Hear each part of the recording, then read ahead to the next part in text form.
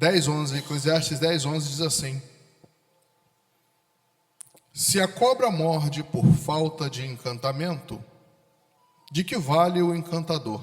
De novo, se a cobra morde por falta de encantamento, de que vale o encantador? Estou lendo na Bíblia de Jerusalém.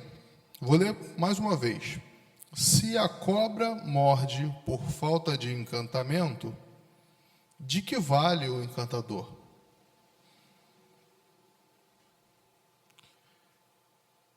O livro de Eclesiastes é chamado de livro da sabedoria. Faz parte de um campo de livros de sabedoria. Alguns dizem que esse livro foi escrito por Salomão. Outros dizem que foi por um outro descendente do rei Davi. Outros dizem que foi por um professor, um mestre de Salomão, que fez questão de escrever de maneira anônima. E eu quero muito falar com vocês sobre algo importante no que diz respeito à ferramenta espiritual, à arma espiritual. Isso é importante, tá? A arma espiritual.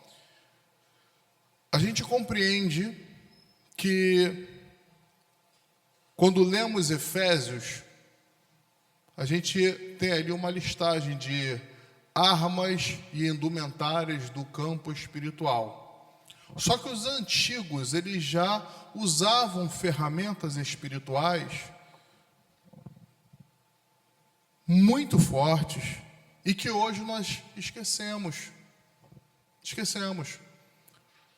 Aqui eu tenho uma linha muito parecida com a linha de Provérbios, que vem nos dando uma instrução, e esta instrução ela acaba sendo uma instrução utilitária para o nosso dia a dia.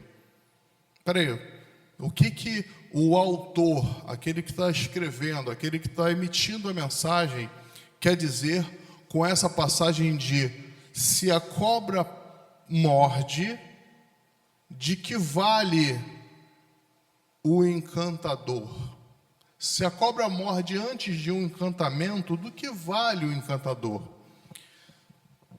Eu posso traduzir isso aí de uma maneira muito real e dizer o seguinte: peraí, se você está aqui, a cobra mordeu, mas você sabe encantar a cobra, mas ela te mordeu antes de você usar a sua habilidade. Você vai ser muito prejudicado. Ou eu posso trabalhar isso aí de uma maneira figurada, como as pessoas chamam aí de metáfora. Se o mal vier a te prejudicar, e mesmo você tendo conhecimentos para fugir desse mal, você não se preveniu, do que adiantou seus conhecimentos e suas habilidades? E aí a gente começa a trabalhar de uma maneira mais ampla. Por quê? Eu preciso entender que existe uma ferramenta ou uma arma espiritual, que é a arma da sabedoria preventiva. Fala comigo, sabedoria preventiva. Isso, sabedoria preventiva. Isto é uma arma espiritual. Porque quando você tem sabedoria e usa a sabedoria ao teu favor ou a favor do seu grupo para prever situações, é como se você fosse um encantador e usasse essa habilidade para encantar a cobra. De tal forma que de nada adianta você ter sabedoria, conhecimento e não se prevenir. Porque quando o mal vier, e o mal virá, você vai sucumbir se você não usar. Então a sabedoria preventiva é uma grande arma espiritual. Eu quero que vocês entendam isso. A sabedoria preventiva é uma grande arma espiritual. Amém? A sabedoria preventiva é uma grande arma espiritual. Marcelo, e por que Deus te deu isso aí? Eu não sei. Uma parte da sabedoria preventiva é a seguinte, presta atenção no que eu vou dizer, hein? De nada adianta você saber que precisa mudar de ambiente e não mudar de ambiente. Quando você vive em um ambiente realmente desastroso, em um ambiente tóxico, em um ambiente que te fará mal, espiritualmente e você não sai desse ambiente, você está com um problema. Por quê? O mal virá. A cobra tentará te picar, tentará te morder. Você até tem conhecimento, você fala assim, eu preciso sair desse ambiente, mas não saio. Vai sucumbir. Às vezes Deus tem muitas coisas para você, sendo que o ambiente no qual você está instalado te prejudica e te coloca numa vida muito miserável, numa vida muito pequena. Marcelo, eu quero entender mais disso daí. Você percebe que o ambiente ele pode te livrar. Jesus teve que sair de um ambiente quando era pequeno, porque senão ele seria assassinado. Moisés teve que ser tirado, foi colocado num cesto, jogado rio adentro, porque senão ele seria assassinado enquanto criança. Então, o ambiente muitas vezes ele te assassina, e às vezes você tem que fugir. Você lembra da história de José do Egito? Ele teve que fugir do ambiente. Presta atenção nisso, hein? Presta atenção nisso, porque talvez o ambiente seja um fator que esteja destruindo ou paralisando a tua vida espiritual. E às vezes é necessário você fugir do ambiente. Ou às vezes, para você não ser assassinado, é necessário você se conectar a pessoas que vão te tirar do ambiente. Como Jesus foi tirado do ambiente pelos seus pais. Como Moisés foi tirado do ambiente por sua mãe. É necessário você estar conectado com as pessoas certas, para essas pessoas muitas vezes promoverem a sua saída do ambiente. Isso é uma ferramenta espiritual. Um outro caso também, no que diz respeito ao ambiente, me lembra a parte de Abraão. Abraão é interessante, presta atenção em mim aqui. Abraão é interessante porque é formado em duas palavras do hebraico, né? Ab e Ram. Ab, Ram. Que significa pai de um povo, pai de uma comunidade pequena. Ab-Ram. Só que chega um momento em que Abraão está dentro de uma tenda. Veja essa questão. Abraão está dentro de uma tenda e ele está numa depressão, porque ele queria um filho, já estava ali com mais de 100 anos, estava querendo filho e não estava chegando a bênção. Deus fala para ele assim: Abraão, sai da tua tenda, sai do teu ambiente. Olha, levanta a tua cabeça para o alto e olha as estrelas do céu. Conta, vê se você pode contar. E depois eu venho com Abraão, que aí é pai de nações. Enquanto Abraão estava dentro da tenda, ele pensava em ter um filho e ser líder de um povo. Quando Deus tira ele, aliás, convida para que ele saia da tenda, e ele sai, ele se permite sair, e Deus mostra a ele as estrelas do céu, e ele não consegue contar. Deus mostra para ele o seguinte, que os planos do Senhor são muito maiores do que os nossos planos. A gente dentro da tenda, a gente pensa em um filho. Fora da tenda, a gente faz com que Deus mostre toda a magnitude do que Ele tem para a nossa vida. Estão entendendo? É necessário sair do ambiente. Isso é uma ferramenta espiritual. E quando você tem essa informação e usa de maneira sábia, preventivamente, quando o mal vier, você está já precavido, você e seu grupo. Preste atenção nisso, sabe por quê? Deus talvez esteja te chamando a mudar de ambiente e sair de dentro da sua tenda. Porque Ele tem coisas muito maiores. Amém? E uma outra arma espiritual de prevenção, de sabedoria preventiva, e a sabedoria preventiva é um termo, inclusive, que os militares usam. Os militares de alta patente, de oficialato superior, eles usam isso daí. Porque a sabedoria preventiva pode fazer com que um exército inteiro seja poupado. Preste atenção nisso, porque é uma informação muito poderosa para a tua vida. Sabedoria preventiva é uma arma espiritual. Mudança de ambiente. Eu tenho também uma outra parte importante, que é a humildade. Existe um livro chamado Provérbios, eu acredito que todos aqui já ouviram falar. E no livro de Provérbios, Tem ali, Provérbio 15:33, na parte B, diz assim, olha, a humildade precede a honra. A humildade precede a honra. Quanto mais humilde você é, mais apto à honraria você está. Quanto mais humilde você é, mais apto à honraria você está. A humildade traz para você a honraria. Deus honra os humildes. Quanto mais humilde você é, mais Deus se agrada de você. Eu não estou falando para você ser um miserável, uma pessoa que banca de pobretão, nada disso. Eu estou dizendo para você ser humilde a ponto de se encurvar a Deus. O sentido de ser humilde é se encurvar para espalhar tudo aquilo que é benéfico.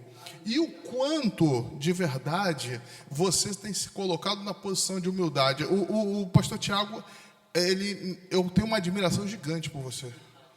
Fora do comum. Olha, o cabra sabe muito, mas é uma humildade, é uma simplicidade que justifica a integridade dele. Porque não existe integridade sem humildade. Pega isso? Não existe integridade sem humildade. Você pode ter uma pessoa assim que é justa, é correta, mas se ela não for humilde, ela não vai ser íntegra diante de Deus. Não vai ser íntegra diante de Deus. Então eu quero te dizer o seguinte, preste muita atenção. Quando você exerce a humildade, isso é um exercício, você está aplicando uma arma espiritual. E no mundo espiritual, começa a ter chancelas e decretos sobre a tua vida por conta da tua postura e do teu comportamento. Preste atenção nisso. Isto é uma arma espiritual. Mudança de ambiente é, exercício de humildade também é. Marcelo, e uma outra arma espiritual? Eu vou ser breve na mensagem, tá? Vou ser breve. Mas eu vou deixar aquilo que Deus colocou no meu coração. O terceiro ponto, sabe qual é? O silêncio.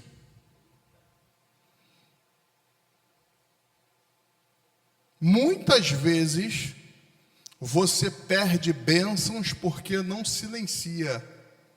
Muitas vezes você fala mais do que o necessário para o momento. Porque o jogo aqui não é sobre ter razão ou não ter razão. É sobre falar diante do Espírito Santo ou não, orientado por Deus ou não. Muitas vezes você tem razão, mas precisa ficar quieto.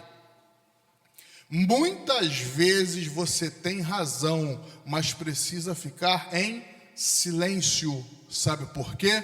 Quem te justifica é Deus. Quem te defende é o Senhor. E se Ele não mandar você falar, não fale. Não fale. O silêncio é uma ferramenta de sabedoria. O silêncio é uma alta ferramenta, é uma alta arma espiritual. Sabedoria preventiva. Estou com a razão, só que eu vou guardar minha razão e vou permanecer em silêncio. Quantas vezes diante de um juiz você está com a razão, mas se você falar, você vai preso. Você falou na hora errada. Então não é porque você tem razão que você vai falar. Guarda isso. Não é porque você tem razão que você vai falar. Vamos fazer uma dinâmica? Salmo 39, versos de 1 a 3. Quem pode abrir para mim, por favor? Eu estou com a Bíblia aqui, eu posso abrir, mas Salmo 39, versos de 1 a 3. Vamos fazer essa dinâmica.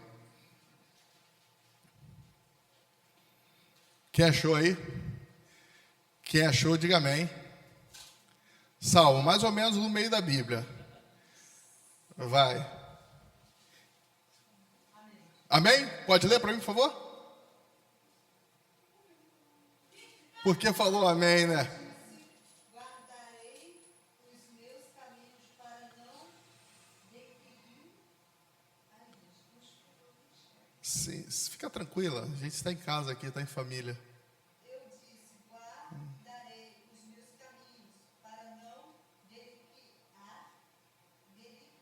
Declinar. da minha língua. Opa! a boca com freio, enquanto livro Pode parar. Guardarei a minha boca com freio. Guardarei minha boca com freio. Salmo 39, versos de 1 a 3. Guarda a tua boca.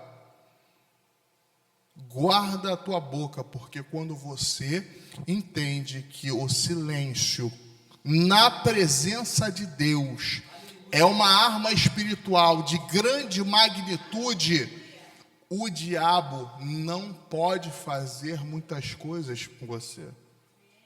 Ele não vai fazer nada contra você porque você está se guardando.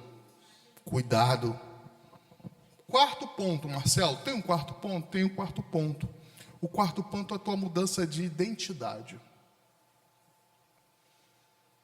Olha, antes de eu falar da identidade, eu quero falar do comportamento.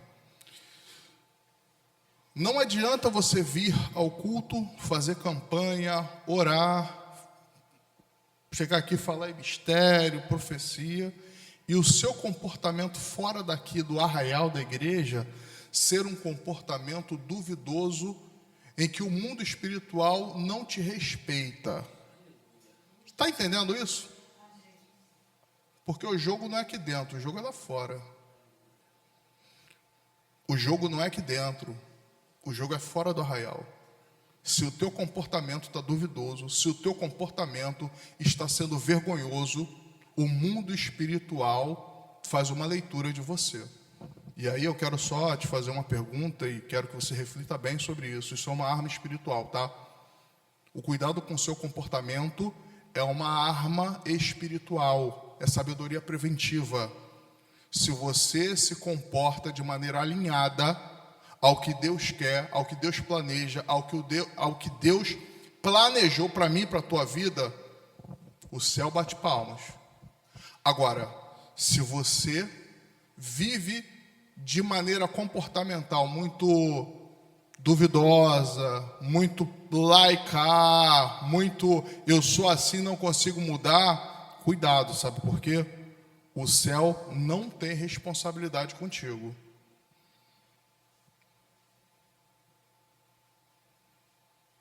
Cuidado. A palavra do Senhor diz assim, olha, o diabo, nosso adversário, anda ao nosso derredor, bramando como leão, buscando a quem possa tragar. Quando o seu comportamento é um comportamento realmente tóxico, intoxicado, dúbio, você está deixando várias brechas para esse nosso inimigo chegar mais próximo e até nos atingir. É assim que funciona. E eu sei que está aqui quem tinha que estar. Cuidado com o seu comportamento. Quando você sabe dessa verdade e você não se atenta para essa verdade, talvez você esteja negligenciando um caminho até que vai te levar à salvação. Cuidado com isso. E eu tenho que falar também sobre identidade. Não tem como eu falar sobre identidade deixando de citar uma passagem muito interessante. E você não precisa abrir sua Bíblia não, tá? Que está no livro de João, que diz assim: havia entre os fariseus um homem chamado Nicodemos, um notável entre os judeus. À noite, ele veio encontrar Jesus e lhe disse: Rabi, sabemos que vens da parte de Deus como mestre, pois ninguém pode fazer os sinais que fazes se Deus não estiver com ele. Jesus lhe respondeu: em verdade te digo, quem não nascer de novo não pode ver o reino dos céus. Quero te chamar a atenção para essa verdade. Deus te conclama a nascer de novo. Não adianta estar simplesmente perto de Jesus, falando com Jesus. Nicodemos estava próximo a Jesus, falando com Jesus, mas Jesus falou: tem que nascer de novo. Muitas pessoas estão na igreja, falam com Deus na igreja, recebem Deus na igreja, mas não nasceram de novo. É hora de realmente usar essa arma espiritual. Jesus te chama a uma vida de outro impacto. Jesus te chama a uma responsabilidade nova. Jesus te chama a um novo projeto, a um novo programa, a um programa de armas diferenciadas.